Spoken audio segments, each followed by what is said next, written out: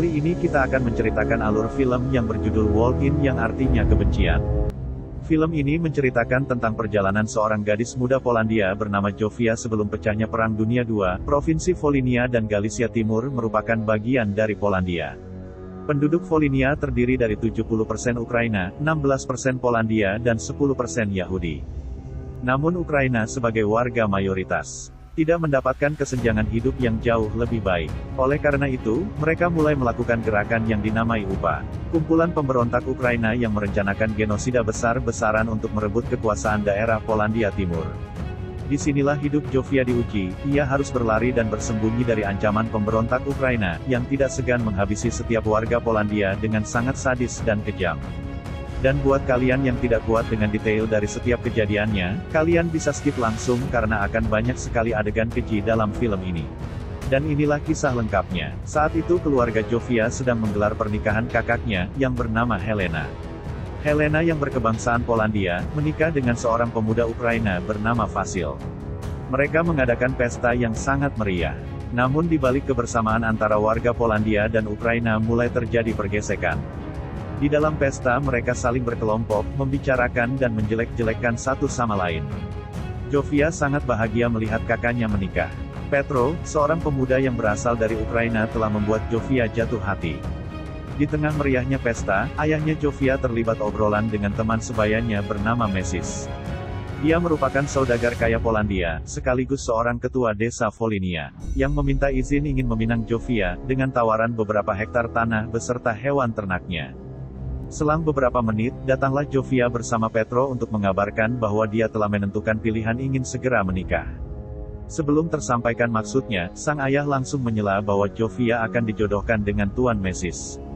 Sudah tentu hati Zofia hancur mendengarnya. Dia berlari melewati Petro yang saat itu sedang menunggunya di depan pintu. Keesokan harinya, Zofia menangis dan enggan menemui pelepasan Helena yang akan merantau bersama suaminya. Sang ibu memaksanya keluar dan tidak peduli perasaan Zofia yang sangat terpukul atas perjodohannya dengan Mesis. Itulah awal perjalanan Zofia menuju kelamnya hidup yang harus ia jalani. Musim berganti, Mesis suami Zofia sedang melakukan wajib militer di Angkatan Darat Polandia untuk berperang melawan Jerman. Serangan udara tentara Jerman berhasil melumpuhkan mereka, hingga banyak korban berjatuhan. Terpaksa mereka mundur dari medan pertempuran. Sang komandan menyuruh semua anggotanya segera pulang dengan selamat ke rumahnya masing-masing. Demi sebuah kehormatan, sang komandan pun menembak kepalanya sendiri.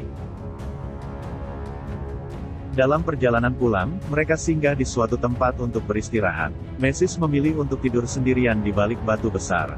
Malam harinya ada sekelompok warga Ukraina tiba-tiba menyerang mereka dengan sangat keji sebelum ditembak mati, sebagian anggota tubuhnya dikuliti lalu dihabisi. Beruntungnya keberadaan Mesis tidak diketahui mereka hingga selamat dalam tragedi itu.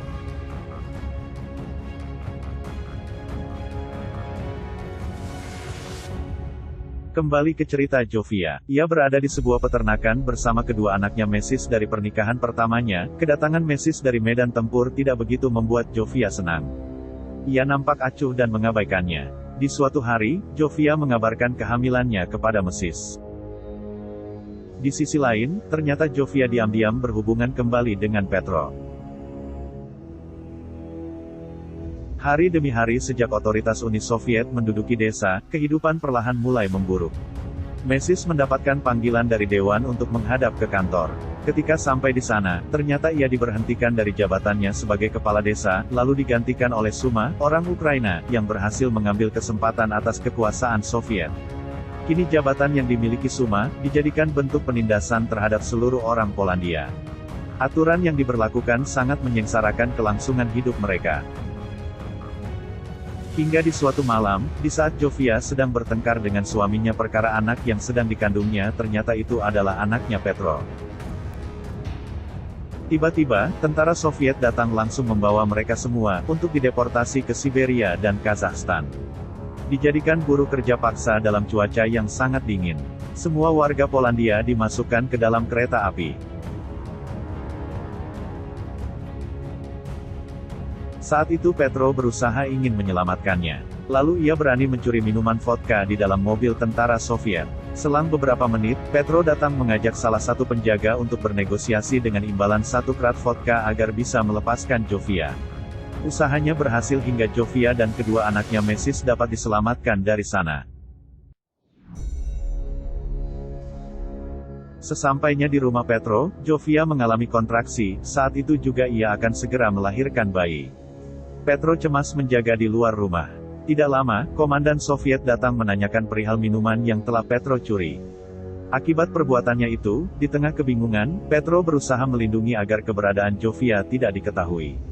Tiba-tiba timah panas mendarat di kepalanya hingga tewas, dan itulah akhir dari perjalanan Petro. Plot kemudian beralih ke tahun 1941, ketika Angkatan Darat Jerman menaklukkan Volhynia selama Operasi Barbarossa. Seperti biasa, Suma dan warga lainnya mengadakan penyambutan atas kedatangan tentara Jerman. Kedatangan Jerman merupakan mimpi buruk bagi kaum Yahudi. Mereka mulai diburu dan dibantai. Suasana tiba-tiba mencekam, ketika acara penyambutan diakhiri dengan seorang perempuan digantung di hadapan mereka. Malam harinya, Zofia nekat berani menyembunyikan 3 warga Yahudi di dalam kandang sapi. Mereka merupakan suami istri dan 1 anak laki-laki bernama Moses, yang merupakan teman dari anak tiri Zofia. Di pagi hari ketika Zofia sedang bekerja di dalam sana, tiba-tiba datang seorang polisi Ukraina yang mencoba memperkosanya. Moses yang sembunyi di atas berusaha menolong Zofia dengan melemparinya ember. Kemudian mereka lari ke kebun jagung milik orang Ukraina, lalu memohon tempat persembunyian dengan dijanjikan imbalan. Pria Ukraina itu tergiur kemudian ia mau menyembunyikan mereka bertiga di tempatnya. Selang beberapa hari, istri dari pasangan Yahudi tersebut meninggal karena sakit. Pria Ukraina meminta untuk segera menunjukkan tempat harta yang telah dijanjikan.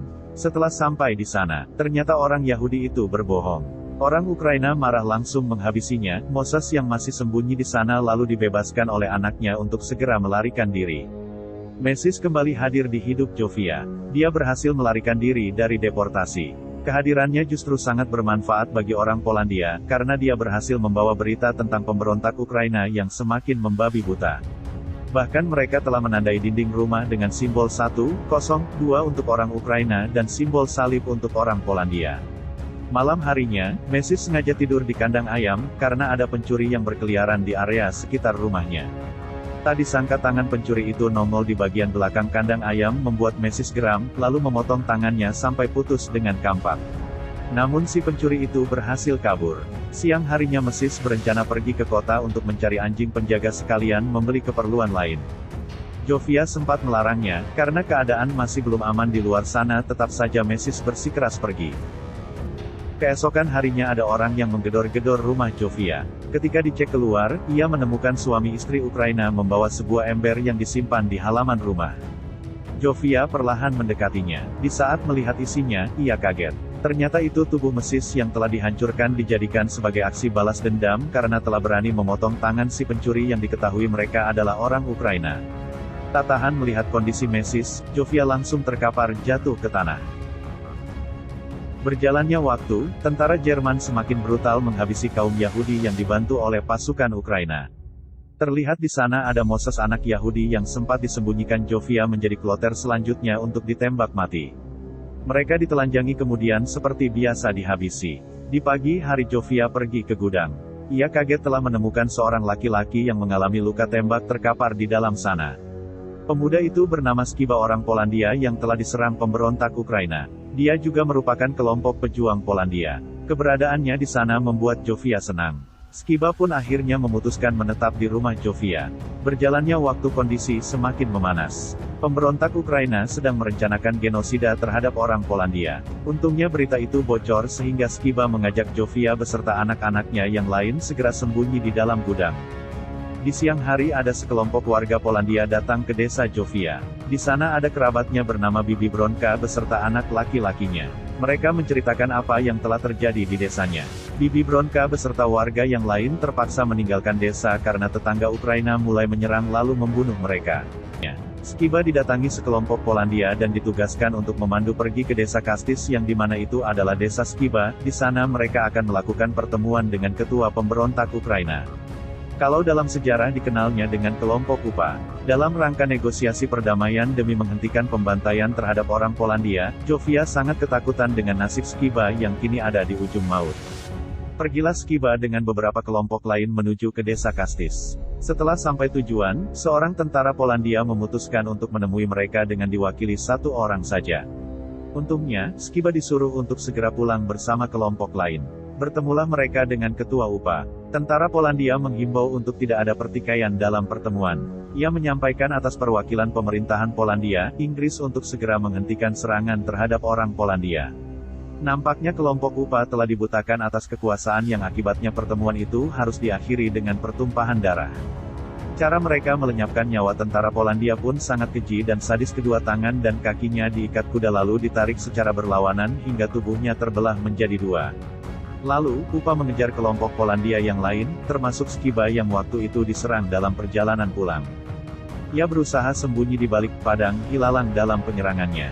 Beruntungnya, ia bisa selamat lalu menemukan gereja Polandia. Skiba masuk ke dalam sana yang sedang disesaki jemaat yang sedang mendengarkan khotbah dari pendeta. Pendeta tersebut menyerukan untuk tetap dalam damai dan tidak membalas atas kekejian orang Ukraina. Namun di balik itu, di dalam gereja ortodok yang disesaki orang Ukraina, pengkhotbah malah menyerukan untuk segera menghabisi seluruh warga Polandia, lalu mengacungkan kapak dan celurit sebagai senjata wajib dalam pembantaiannya. Keadaan semakin mencekam. Pembantaian besar-besaran pun akhirnya terjadi. Skiba tidak menyangka dikira ia akan aman di dalam gereja bersama puluhan orang Polandia. Ternyata itu akan menjadi momen mengerikan sebagai awal penyerangan UPA terhadap orang Polandia. Semua orang di dalam gereja dihabisi satu persatu hingga tidak ada sisa sedikit pun. Cerita beralih ke desa Zofia, pemberontak Ukraina sudah sampai ke sana.